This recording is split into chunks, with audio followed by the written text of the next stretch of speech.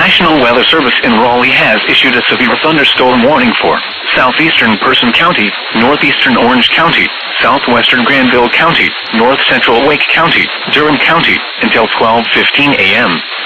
At 11:28 p.m., a severe thunderstorm was located over Rougemont, or 10 miles south of Roxborough, moving south at 20 miles per hour. Hazard, 60 miles per hour wind gusts and quarter-size hail. Source, radar indicated. Impact, hail damage to vehicles is expected. Expect wind damage to roofs, siding, and trees. Locations impacted include Durham, Creedmoor, Butner, Rougemont, Stem, Lake Michie, Falls Lake State Rec Area, Enno River State Park, Gorman, and Bahama. For your protection, move to an interior room on the lowest floor of a building. Repeating, a severe thunderstorm warning has been issued until 12:15 a.m. Sunday for the following counties in North Carolina: Durham, Granville, Orange, Person, and Wake.